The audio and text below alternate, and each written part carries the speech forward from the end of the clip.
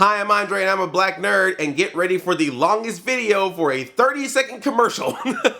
So the big game happened. You can't say the SB word, right? They had a new commercial to advertise Teenage Mutant Ninja Turtles Out of the Shadows. Before the trailer even showed up, I got teased on the internet. Stephen Amell, Arrow, who's playing Casey Jones in the movie, puts this up on Facebook. Hey, Black Nerd Comedy, this trailer is for you. Directly telling me, like the editor said, we're gonna make the Andre commercial just to make sure he don't say crap about us on the internet. That was really cool. Thank you, Stephen Amell. In case you didn't know, Stephen Amell saw my reaction to the first trailer and mentioned it on his Facebook live Q&A. So I guess he was wanting to make sure I knew that I was gonna like this thing. And well, let's find out.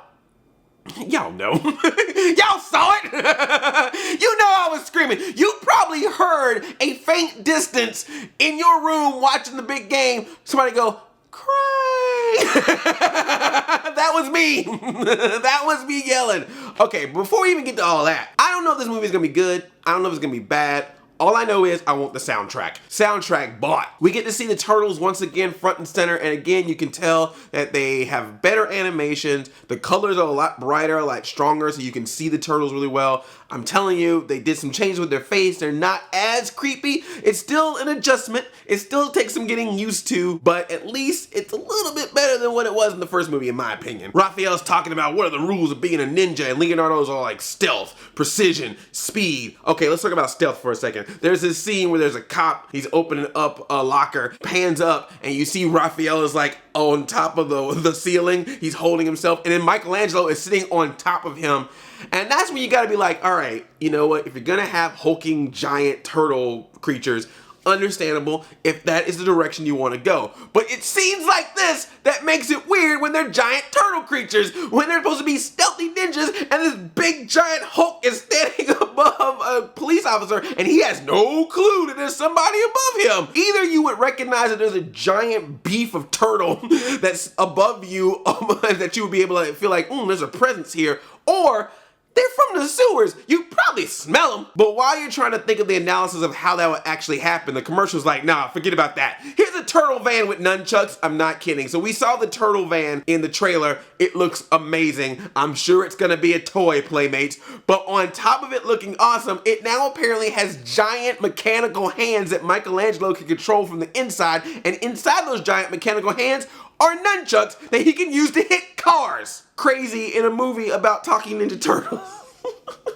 We get some scenes we've seen before, turtles on the water with a tank being shot at them, piloted by Rocksteady. And once again, we get Megan Fox in that schoolgirl outfit. I'm telling you, she's the peace offering. Michael Bay, we gotta make this movie for the turtle fans. We gotta make it for those cartoon turtle fans. He's like, all right, you want Krang? You want Rocksteady? You want Bebop? Fine. I need April O'Neil in a Catholic school outfit. Make it work. I don't care what reason that needs to take place to put her in that Catholic schoolgirl outfit. But if you want Rocksteady, you want Bebop, and you want Krang, I need Megan Fox dressed like a Catholic schoolgirl. Huddle, huddle, huddle, huddle, huddle. You got yourself a deal, babe.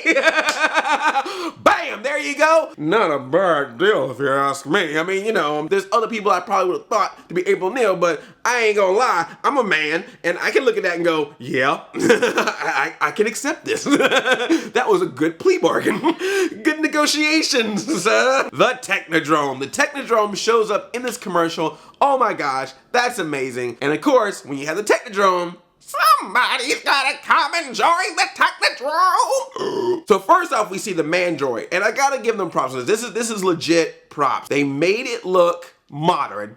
It looks like a robot. You can see like all the pieces in the back of it. There's all the mechanical wires, and it's all gray and silver and chrome, and it's like a robot.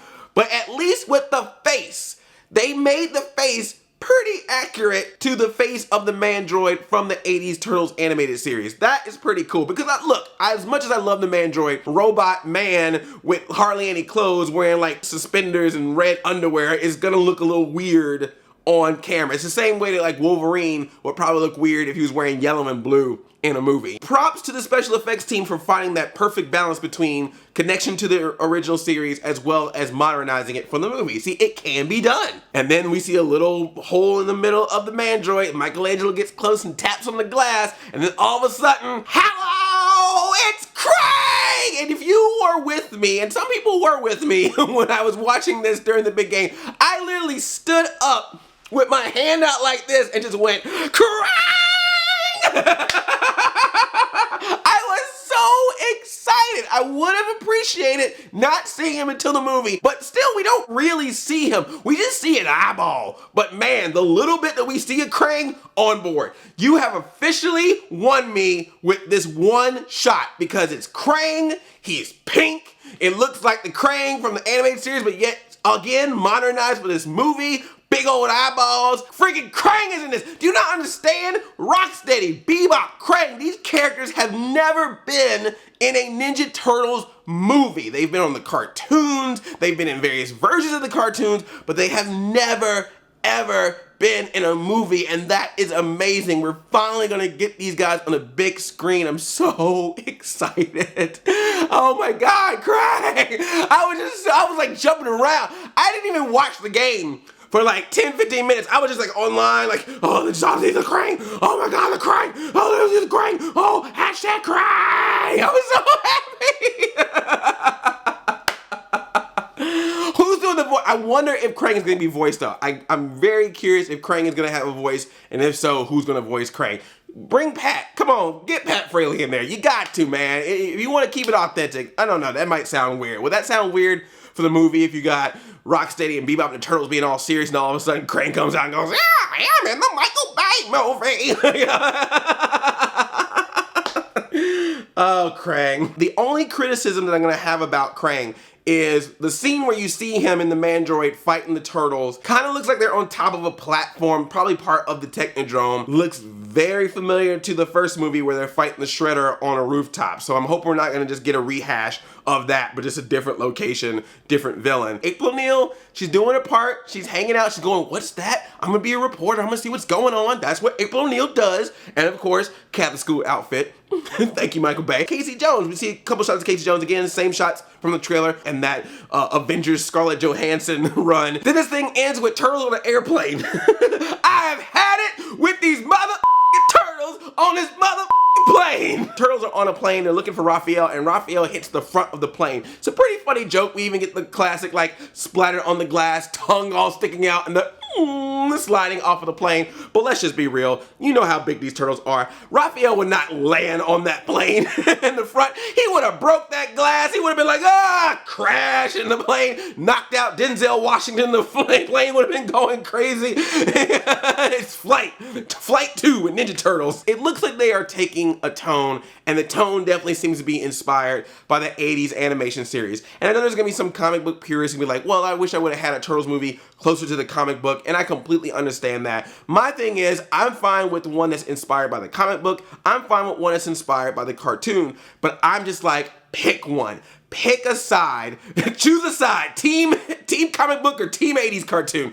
But choose your direction and go with it. The problem I think that the first one had was that it was kind of playing like the comic books, kind of playing like the cartoons, kind of playing like this, kind of playing like that, and it never took a specific tone. This one very clearly looks like it's going to be, we are the 80s cartoon in live action form. That's what we're going for. It's gonna be a little bit more bright, a little bit more colorful, a little bit more action and silliness, but it still hopefully will be a good movie. And it's possible. Turtles 2 was like that. The Secret of the Ooze. It was definitely sillier and goofier than the first Turtles movie, which was definitely more inspired by the comic book, but it's still entertaining. It was still fun. It just didn't have the same tone that the first one did. I'm just keeping my fingers crossed, man, because I'm cautiously optimistic, man. I don't know, man, that this could be teases. They could be teasing me and teasing me and teasing me, and I get in there, and it's like, boom, boom, boom, boom. Wow. Who knows, man? But so far, I'm on board. The only problem, the devil's advocate, the only thing I'm concerned about, we got Rocksteady in this, we got Bebop in this, we got jokey, talking 80s cartoon turtles, we got Krang now. There's a lot of fan service in this, and sometimes when a movie gets really deep into the fan service, that sometimes affects the plot, the story, things that make sense. You know, they're gonna have to explain how Krang even ends up in this whole universe, in this whole world. We'll see. We'll see what happens. It's all gonna be up to Tyler Perry, Baxter Stockman, who was not in this trailer. There was no Baxter Stockman in this trailer, and there was no Bebop in this trailer. I'm not gonna say it. All I'm saying is Tyler Perry and Gary Anthony Williams, only people that weren't in this commercial. I'm just saying. That's all I'm saying. You lead to your own conclusions. No, I had a lot of fun with this, man. I am super excited about this movie. I'm really, really hoping it's going to be good because my hype level is so high right now, and that makes me nervous. I don't like to have a high hype level on a movie, particularly a Ninja Turtles movie produced by Michael Bay. I should have it down here, but they keep rising it. Nope. Krang! Oh, what do you guys think? Are you excited about this movie? Am I getting too hyped, or are you just as hyped as me? Oh, cowabunga. I love you like a play cousin. I'm Audi 5000 Chain Chomp.